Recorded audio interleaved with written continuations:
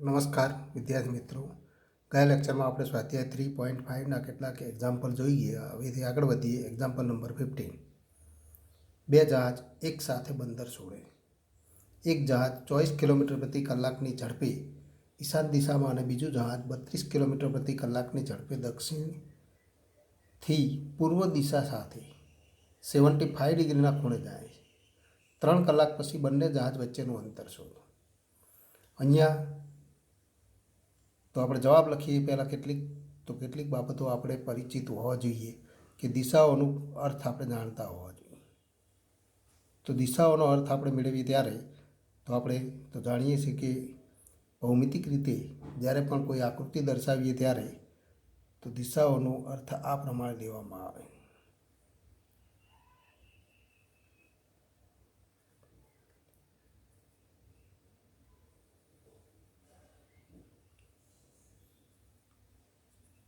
અહીંયા આપણે પૂર્વ દિશા એટલે કે ઈસ્ટ અને વેસ્ટ, નોર્થ અને સાઉથ, ઉત્તર દક્ષિણ, પૂર્વ પશ્ચિમ, એના આપણે કહી શકીએ કે ઉત્તર, દક્ષિણ, પૂર્વ અને પશ્ચિમ. તો આ ચાર દિશાઓ જ્યારે પણ ભૌમિતિક આકૃતિ દર્શાવી ત્યારે આ સ્વરૂપે જ તો આકૃતિ આપણે દર્શાવવી પડે. એ ઉપરાંત બીજી ચાર દિશાઓ તો આ ખૂણો અગ્નિ ખૂણો, અગ્નિ, નૈઋત્ય, વાયવ્ય અને ઈશાન. અહીંયા આપણે લખીએ કોઈ વાંધો નથી. અગ્નિ, નૈઋત્ય, વાયવ્ય અને ઈશાન. ચાર ખૂણાઓની દિશા જેને આપણે આ પ્રમાણે દર્શાવી શકીએ. તો ચાર ખૂણાઓની દિશા. હવે આપેલી માહિતી પ્રમાણે આકૃતિ દોરીએ તો ધારો કે ઓ એ બંદરનું સ્થાન. તો આકૃતિમાં ઓ એ બંદર દર્શાવાય તથા પ્રથમ અને બીજા જહાજના સ્થાન અનુક્રમે એ અને બી. પ્રથમ અને બીજા જહાજના 3 કલાક બાદ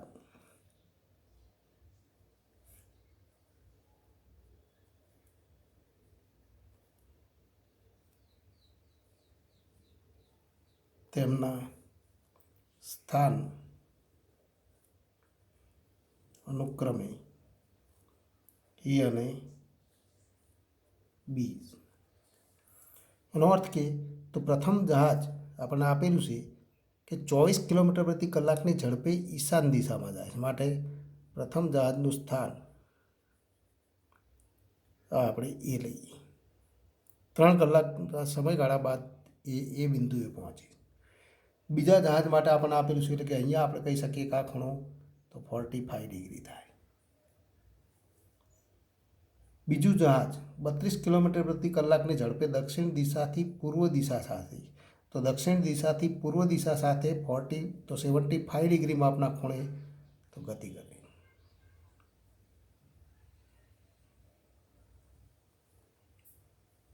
આ ધારો કે એનું બી સ્થાન. આ 75 ડિગ્રી માપનો ખૂણો અને આ 75 ડિગ્રી હોય તો આ 15 ડિગ્રી થાય અને 15 ડિગ્રી થાય તો આ બંનેનો સરવાળો તો 60 ડિગ્રી થાય. માટે આ ખૂણો 60 ડિગ્રી થાય. તો આપણે કહી શકીએ કે માપ કોણ એ ઓ બી ઇક્વલ ટુ 60 ડિગ્રી. તો હવે આપણે તો 3 કલાક પછી બંને જહાજ વચ્ચેનું અંતર એ બી આપણે મેળવ્યું. તો 3 કલાક બાદ બંને જહાજ વચ્ચેનું અંતર, તો એ અંતર એ બી મેળવવા માટે તો આપણે એ બી અહીંયા દર્શાવી દઈએ. તો એ અંતર એ બી આપણે મેળવવું. એ અને બીને આપણે જોડી દઈએ તો આ અંતર મેળવવું. તે અંતર મેળવવા માટે આકૃતિમાં તો આ બધી માહિતી આપણે મેળવીશું. તો અહીંયા આપણે આપેલું છે 3 કલાકના સમયગાળા બાદ એ અને બી બિંદુએ પહોંચે. પણ પ્રથમ જહાજની ઝડપ 24 કિલોમીટર પ્રતિ કલાક છે. માટે આપણે લખી શકીએ ઓ એ ઇક્વલ ટુ તો 3 × 24 અને equal two 72 kilometre. OB equal to, તો ફરી આપણે કહી શકીએ કે બીજું જહાજ 32 કિલોમીટર પ્રતિ કલાકની ઝડપે જાય છે, માટે 3 ઇન્ટુ તો 32 અને ઇક્વલ ટુ તો 96 કિલોમીટર. એનો અર્થ કે તો OB equal to 96, OA equal to તો 72 અને AB આપણે મેળવવા. એ ઉપરાંત આપણે આ ખૂણો પણ જાણીએ, તો આ બંને વચ્ચેનો ખૂણો, તો આ ખૂણાનું માપ આપણે લખી શકીએ 60 ડિગ્રી. તો માપ કોણ AOB ઇક્વલ ટુ તો તથા તો આપણે કહી શકીએ કે કોણ AOB અને ઇક્વલ ટુ તો 45 પ્લસ 15 અને ઇક્વલ ટુ 60 ડિગ્રી. તો આ ખૂણો 60 ડિગ્રી માટે તો આપણે કહી શકીએ કે બે બાજુઓના માપ અને એના વચ્ચેના ખૂણાનું માપ જાણીએ તો ત્રીજી બાજુનું માપ મેળવી શકાય કોસાઇન સૂત્રથી. કોસાઇન સૂત્રનો ઉપયોગ કરો તો આપણે લખી શકીએ કે કોસ, અહીંયા તો કોસ O એટલે કે કોસ AOB એનો ઉપયોગ કરો તો પણ વાંધો નથી, અથવા તો અંતર તો ફરી આપણે કહી શકીએ કે જેમ AB સ્ક્વેર, તો AB સ્ક્વેરનો ઉપયોગ કરો તો AB square equal to OA square plus OB square minus 2 times OA into OB into cos તો કોણ AOB. તો કોસાઇન સૂત્રથી તો માટે તો કોસાઇન સૂત્રથી ત્રિકોણ AOB માટે તો આપણે લખી શકીએ કે તો AB સ્ક્વેર અને equal two OA square plus OB square minus 2 times OA into OB તો 2 times OA into OB into cos તો ખૂણો કયો ખૂણો થાય તો AOB. તો આવું આપણે સૂત્ર લખી શકીએ. માટે તો AB અંતર આપણે મેળવવાનું છે, તો હવે કિંમતો જ લખવાની છે. માટે AB સ્ક્વેર ઇક્વલ ટુ તો માટે AB square equal to OA square, OA square એટલે કે 72નો સ્ક્વેર પ્લસ OB સ્ક્વેર તો 96નો સ્ક્વેર માઇનસ 2 ટાઈમ્સ તો 72 into 96 into cos 60 degree, cos 60 degree અને ઇક્વલ ટુ 1/2. કોસ 60 ડિગ્રીનું મૂલ્ય મેળવી દઈએ તો 1/2 2 કેન્સલ અને સાદું રૂપ આપો જે મળે તો માગેલું સ્વરૂપ મળે. એટલે કે અહીંયા આપણે ગણતરી કરીએ જે પણ કિંમત મળે તો માટે તો ઇક્વલ ટુ હવે આપણે 72નો સ્ક્વેર કરીએ તો 5184 તો 5184 મળે પ્લસ 96નો સ્ક્વેર તો 9216 માઇનસ 2 ઇન્ટુ આ બંનેનો ગુણાકાર કરીએ અને કોસ 70 તો 60 ડિગ્રી એટલે કે 1/2 2 કેન્સલ તો 72 ઇન્ટુ 96 તો એ બંનેનો ગુણાકાર કરીએ તો 6912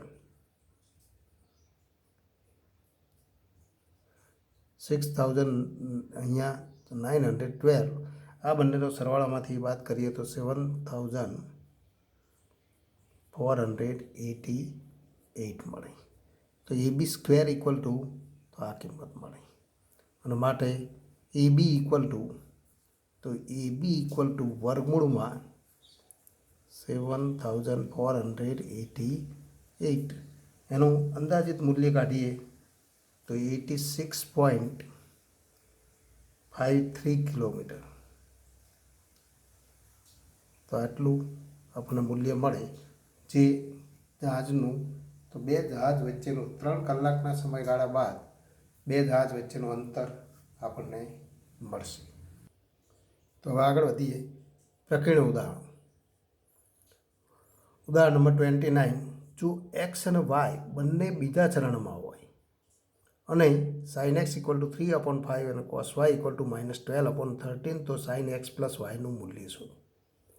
પણ સાઇન એક્સ પ્લસ વાયનું મૂલ્ય મેળવવા માટે તેનું વિસ્તરણ સૂત્ર આપણે જાણીએ છીએ. Sine X plus Y equal to તો sine X cos Y plus cos X sine Y. એમાં આપણે સાઇન એક્સ કોસ વાય તો સાઇન એક્સની કિંમત, કોસ વાયની કિંમત, એ જ રીતે કોસ એક્સ અને સાઇન વાયની કિંમત આપણે જાણતા હોવા જોઈએ. પણ સાઇન એક્સ અને કોસ વાયની કિંમત આપણે જાણીએ છીએ, પણ કોસ એક્સ અને સાઇન વાયની કિંમત જાણતા નથી. તો એ બંને કિંમતો આના ઉપરથી મેળવી દો અને એ બધી કિંમતો આમાં ઉપયોગ કરી દો તો સાઇન એક્સ પ્લસ વાયનું મૂલ્ય મળે. કોઈ વાર આ જ પ્રશ્ન બીજા સ્વરૂપે પણ હોય કે એક્સ પ્લસ વાયનું ચરણ નક્કી કરો. તો એક્સ પ્લસ વાયનું ચરણ નક્કી કરવું હોય તો સાઇન એક્સ પ્લસ વાય તો એનું તો મૂલ્ય મેળવી દો. કોસ એક્સ પ્લસ વાય એનું પણ મૂલ્ય મેળવી દો, કે જેમાં આપણે ચાર કિંમતોનો ઉપયોગ કરવાનો: સાઇન એક્સ, કોસ વાય અને કોસ એક્સ અને સાઇન વાય. એ ચારે ચાર કિંમતોનો ઉપયોગ કરી સાઇન એક્સ પ્લસ વાય અને કોસ એક્સ પ્લસ વાય બંને કિંમત મેળવી શકાય. અને બંને કિંમત મળે તો બંનેના ચિહ્નને આધારે એનું ચરણ નક્કી કરી શકાય. જો બંનેનું ચિહ્ન પ્લસ હોય તો પ્રથમ ચરણ, બંને ઋણ હોય તો ત્રીજું ચરણ, કોસ ધન અને સાઇન ઋણ હોય તો ચોથું ચરણ, કોસ ઋણ અને સાઇન ધન હોય તો બીજું ચરણ. આમ તો ચરણ પણ એ જ રીતે નક્કી કરી શકાય. તો હવે અહીંયા આપણે ગણતરી કરીએ કે અહીંયા આપણે આપેલું છે કે અહીં સાઇન એક્સની કિંમત આપેલી, સાઇન એક્સ ઇક્વલ ટુ 3/5. આપણે કોસ એક્સની કિંમત તો મેળવી છે, પરંતુ આપણે જાણીએ છીએ cos square x equal to 1 minus તો સાઇન સ્ક્વેર એક્સ નિત્ય સમથી અને ઇક્વલ ટુ 1 માઇનસ તો 9/3/5નો વર્ગ એટલે કે 9/25 અને ઇક્વલ ટુ 25 માઇનસ 9 અને ઇક્વલ ટુ તો 16/25. તો કોસ સ્ક્વેર એક્સની કિંમત આપણને મળે અને માટે આપણે કહી શકીએ કોસ એક્સ ઇક્વલ ટુ તો પ્લસ ઓર માઇનસ 4/5. પરંતુ આપણને આપેલું છે કે કોસ તો એક્સ એ બીજા ચરણમાં છે અને બીજા ચરણમાં કોસનું ચિહ્ન કેવું છે? તો એક્સ એ બીજા ચરણમાં હોવાથી તો બીજા ચરણમાં, તેથી તો કોસનું ચિહ્ન તો કોસ એક્સ કેવું થાય? ધન થાય કે ઋણ? તો બીજા ચરણમાં કોસ એક્સ તો કોસનું ચિહ્ન ઋણ છે એટલે કે કોસ એક્સ ઋણ, અને કોસ એક્સ ઋણ છે માટે તો કોસ એક્સની કિંમત ઋણ જ પસંદ કરી શકાય એટલે કે -4/5 મળે. તો આ આપણને કોસ એક્સની કિંમત મળે. અહીંયા આપણને આ બે કિંમતો તો આપણને આપેલી જ છે, તો એ પણ બ્લોકમાં કરી દો કે જેથી આપણે ગણતરી કરતી વખતે આ બધી કિંમતોનો ઉપયોગ કરીશું. હવે એ જ રીતે તથા આપણને તો બીજી કિંમત મેળવીએ તો આ જ રીતે તો તે જ રીતે કોસ વાય ઇક્વલ ટુ તો તથા કોસ વાય ઇક્વલ ટુ -12/13 અને તો એ પરથી આપણે બીજી કિંમત મેળવવાની છે. પણ તો હવે સાઇન વાયની કિંમત મેળવો તો પરંતુ sine square y equal to તો 1 માઇનસ કોસ સ્ક્વેર વાય અને ઇક્વલ ટુ 1 માઇનસ અને વર્ક કરી દઈએ તો 144/169. વર્ક કરીએ તો ઋણનો વર્ગ -12/13નો વર્ગ તો ધન થઈ જાય, તો માઇનસ જ ચિહ્ન રહે અને ઇક્વલ ટુ 169 માઇનસ 144 અને ઇક્વલ ટુ તો 25/169. એટલે કે સાઇન સ્ક્વેર વાયની કિંમત આપણને મળે. માટે તો સાઇન વાયની કિંમત મેળવી શકાય. Sine y equal to ±5/13. પરંતુ આપણે જાણીએ છીએ કે પરંતુ વાય કયા ચરણમાં? તો પરંતુ વાય એ બીજા ચરણમાં.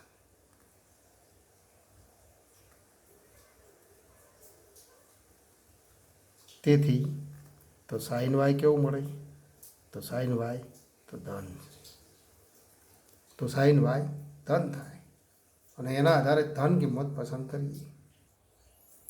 તો માટે આપણે લખી શકીએ માટે સાઇન વાય ઇક્વલ ટુ તો સાઇન વાયની કિંમત તો 5/13 મળે. તો માટે સાઇન વાય ઇક્વલ ટુ 5/13. તો આપણે ચારે ચાર કિંમત મેળવી દીધી. હવે તો પરંતુ તો આપણે જાણીએ છીએ કે સાઇન એક્સ પ્લસ વાયનું સૂત્ર તો સાઇન એક્સ પ્લસ વાય અને ઇક્વલ ટુ તો sine X into cos Y, તો sine X into cos Y plus cos X into sine Y થાય. અને આ કિંમતોનો ઉપયોગ કરી અને આપણે ગણતરી કરીએ. તો હવે કિંમતો લખીએ. સાઇન એક્સ એટલે કે 3/5 ઇન્ટુ કોસ વાય, તો કોસ વાયની કિંમત -12/13 પ્લસ કોસ એક્સ તો -4/5 ઇન્ટુ તો સાઇન વાય તો 5/13 અને ઇક્વલ ટુ તો લસા આપણે જોઈ શકીએ છીએ 65 લસા મળે. અહીંયા આપણે ગણતરી કરીએ તો -36 માઇનસ તો 20 અને ઇક્વલ ટુ માઇનસ તો 56/65 મળે. તો -56/65 મળે તો એનું મૂલ્ય આપણે મેળવવાનું હતું તો જે માગેલી કિંમત છે. હવેથી આગળ વધીએ તો ઉદાહરણ 31. તો ઉદાહરણ નંબર 31 10π/8ની કિંમત શોધો.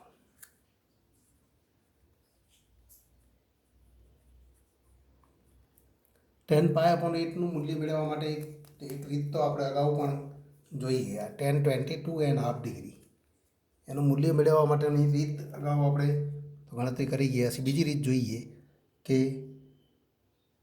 10π/8ની આપણે કિંમત મેળવી. તો π/8થી 2 ગણી કિંમત એટલે કે π/4. તો એના માટે 10નું મૂલ્ય આપણે જાણીએ અને tan 2xના સૂત્રની મદદથી આપણે ગણતરી કરી શકીએ. તો અહીં x ઇક્વલ ટુ અથવા tan 2x ઇક્વલ ટુ તો 2 times tan x upon 1 - tan square x. આ સૂત્ર જાણીએ. અને આ સૂત્રમાં x ઇક્વલ ટુ π/8 લેતા. તો સૂત્રમાં x ઇક્વલ ટુ π/8 લેતા એક્સની કિંમત π/8 લઈએ તો માટે તો 10π/4 2π/8 એટલે કે π/4 અને equal to 2 times 10π/8 upon 1 - tan square π/8 મળે. અને માટે 10π/4 ઇક્વલ ટુ 1, તો 1 equal to 2 10π/8 upon 1 - tan square π/8. તો ફરી આ સૂત્રમાં 10π/8 ઇક્વલ ટુ તો આપણે ધારી લઈએ, ધારો કે 10π/8 ઇક્વલ ટુ y લેતા. તો માટે તો 1 equal two 2y upon 1 - y square. એટલે કે આનું સાદુરૂપ આપીએ તો 10નું દ્વિઘાત સમીકરણ થાય. આપણે વાયમાં લખીને ગણતરી કરીએ તો ઇમ્પ્લાઇઝ આપણે કહી શકીએ ઇમ્પ્લાઇઝ તો 1 - y સ્ક્વેર અને ઇક્વલ ટુ 2y.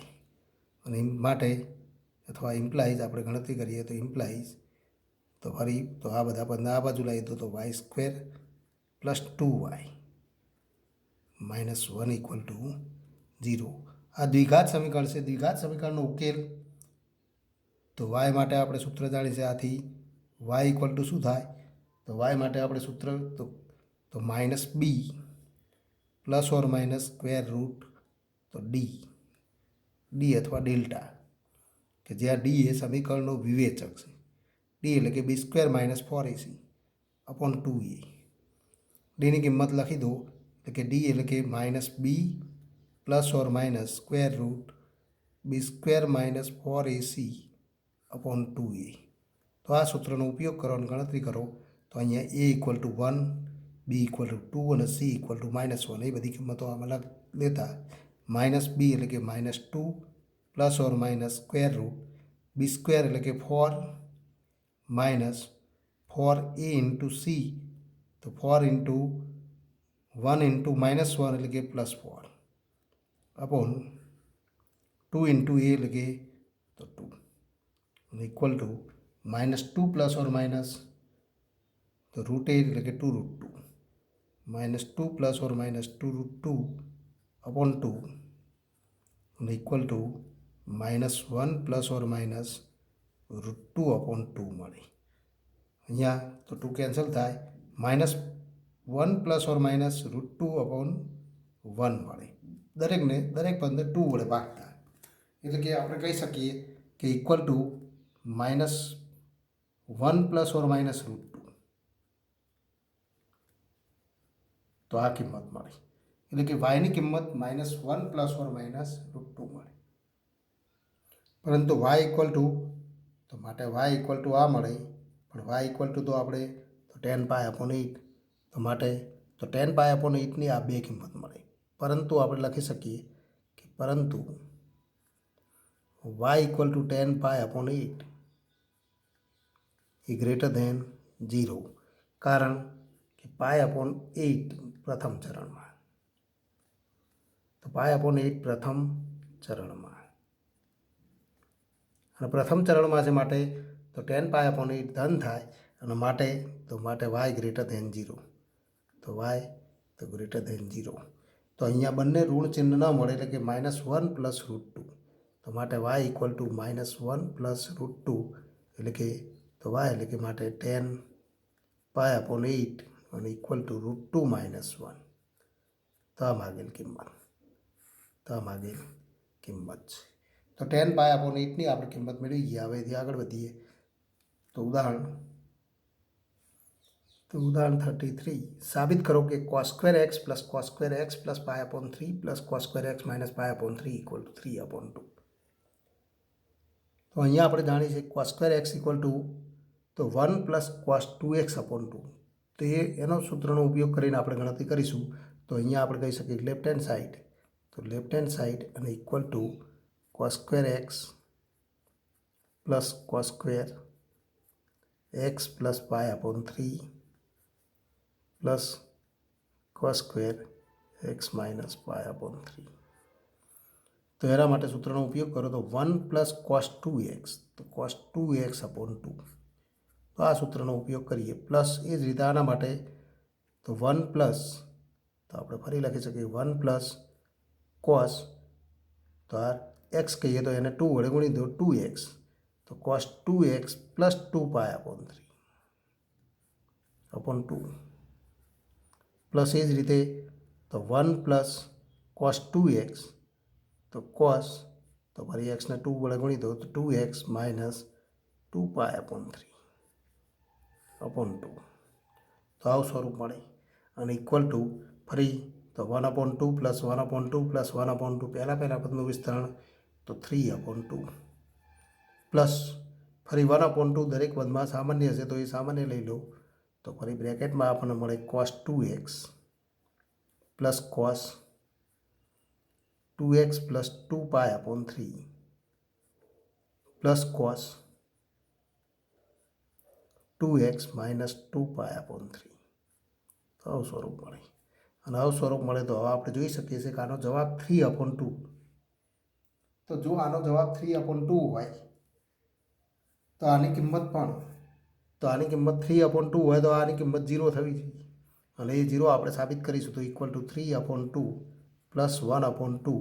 તો ફરી આ બે પદ માટે તો સૂત્રનો ઉપયોગ કરીએ કે તો કોઈ પણ બે પદનો સરવાળો કરો.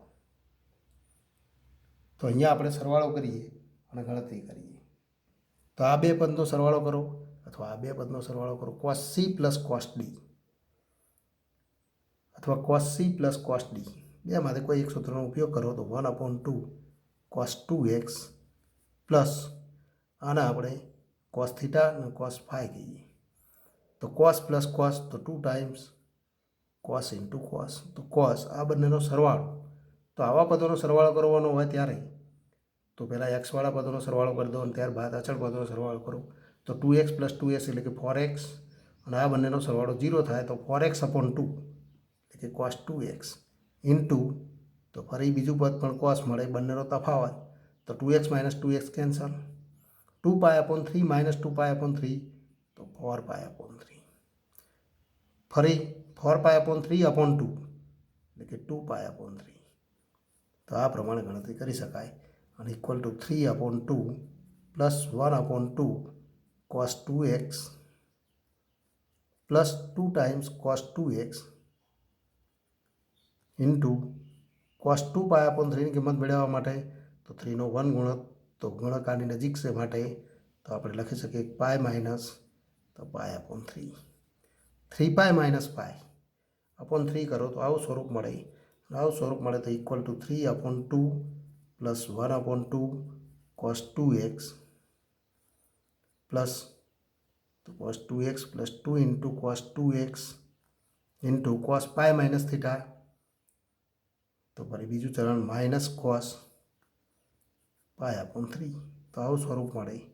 અને આવું સ્વરૂપ મળે તો ઇક્વલ ટુ તો 3/2 પ્લસ 1/2 cos 2x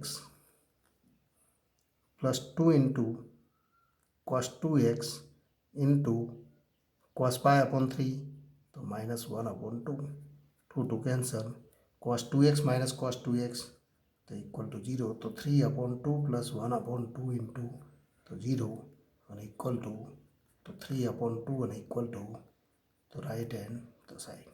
તો ડાબી બાજુથી જમણી બાજુ આપણે મેળવી શકીએ. પણ અહીંયા કયા સૂત્રનો ઉપયોગ થાય એ આપણને ખ્યાલ આવવો જોઈએ કે cos સ્ક્વેર તો થીટા તો cos square theta equal to 1 plus cos 2 θ/2 તો એ સૂત્રનો ત્રણેય પદ માટે ઉપયોગ કરી અને ક્રમબદ્ધ આપણે ગણતરી કરીએ ત્યારે આપણને તો જવાબ તો મળે.